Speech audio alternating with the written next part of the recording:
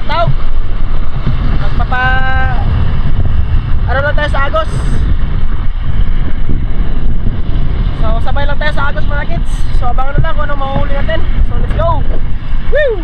At ayan mga kids, sa wakas ay nakadive na din tayo ulit. At dito mga kids, sa unang dive natin ay may nakita tayo ng isang king mac. Kaya dinahan-dahan natin habulin mga kids para maklose natin yung gap. Hindi pa tayo masyadong naka-warm up dito mga kids, no? Kaya alanganin talaga tayo sa hangin dito. Ngunit sa kasamaang palad mga kids ay nabulabog natin yung isda at di na natin na-close yung gap. Sobrang sayang talaga mga kids. Isa sa mga pinapangarap ko na isda pala yung isang king mac. At akala ko sa dive na to ay ma-unlock na natin yung isda na yun. Sayang. Kaya di na natin pilitin pa mga kids. Safety first na lang tayo. At dito ay move on na lang tayo dito sa next dive natin. At dito mga kids, sa sunod natin pag-dive ay nag-aabang-abang lang tayo dito kung ano ang dadaan isda. Hanap lang tayo dito mga kids kung ano ang matatarget natin dito sa ating dive na to.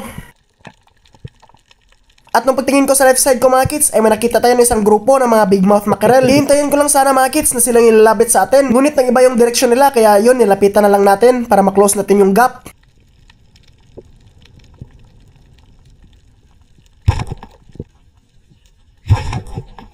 At ayan mga kids, sa pool yung unang isda natin sa araw na to, isang good size na big mouth mackerel. Hinayaan ko lang siya mga kids no, since good holding shot naman yung pagkatira natin.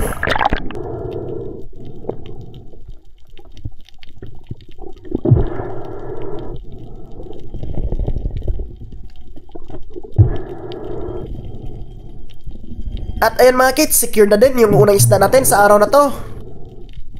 Dito mga kids, nakahanap ako ng isang uri ng sea urchin. At timing din mga kids kasi ginutom tayo kasi ang oras nito ay nasa 3 PM na. At konti lang yung kinain natin kaninang lunch mga kids, kaya ito na lang yung gawing snacks natin. Ayos din mga kids no, kasi malaki din yung mga laman niya. Kaya goods na rin to maging snacks natin mga kids, pampalipas gutom lang. Masarap tong gantong uri ng sea urchin mga kids kasi manamis-namis yung laman. Kaya solve na tayo dito mga kids, hindi na tayo gugutumin nito.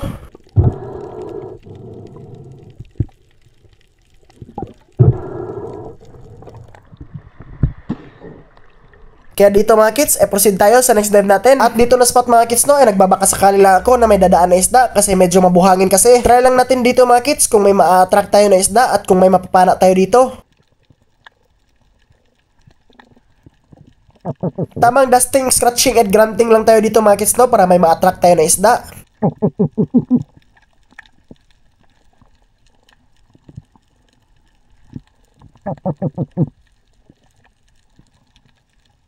At ayan mga kids, may nakita tayo na isang rainbow runner. Hindi siya masyadong malaki mga kids, pero goods na to. Buti na lang mga kids no, nabutan pa natin. Kasi nung pagtingin ko sa tama mga kids, nasa buntot lang. Ngunit kung para sa atin talaga yung isda mga kids, para sa atin talaga.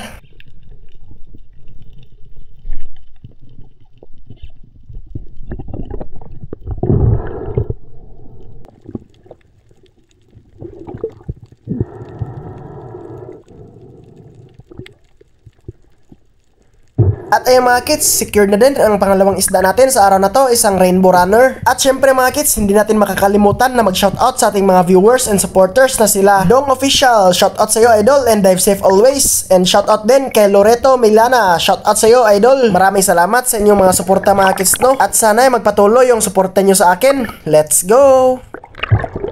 At dito sa next dive natin mga kids, habang tayo ay nagre-recover ay may nakita tayo ng isang good size na snapper dito sa baba. Kaya dinahan-dahan ko mga kids na i-drop shot natin.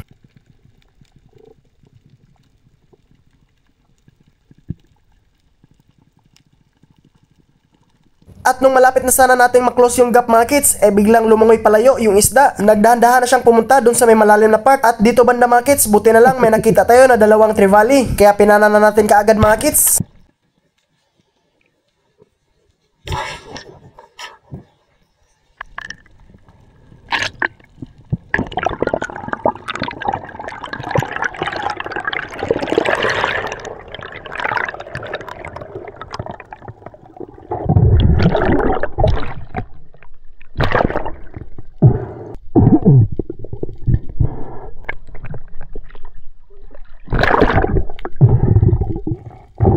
At ayan mga kids, secure na din yung pangatlong isda natin sa araw na to, isang good size na trevally.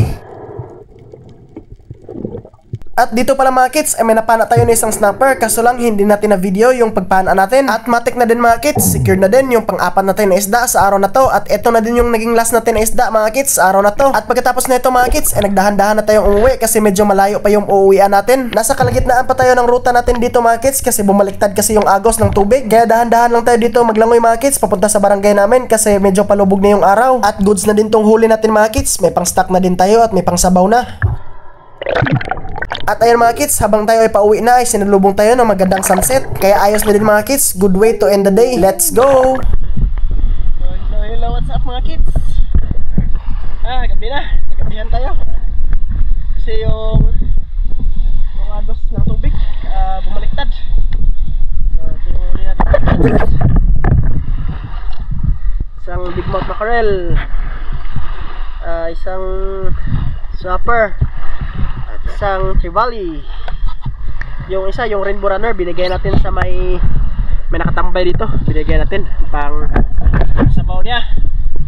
So let's go mga kids. So, maraming salamat sa inyong pag-view sa ating mga adventures mga kids, no? At bawi na lang tayo next time. Sayang yung king mac natin, akala ko maka-fish unlock na. So maraming salamat sa walang sawang pag-support niyo sa akin mga kids, no? Maraming salamat sa pag-view sa ating mga adventures.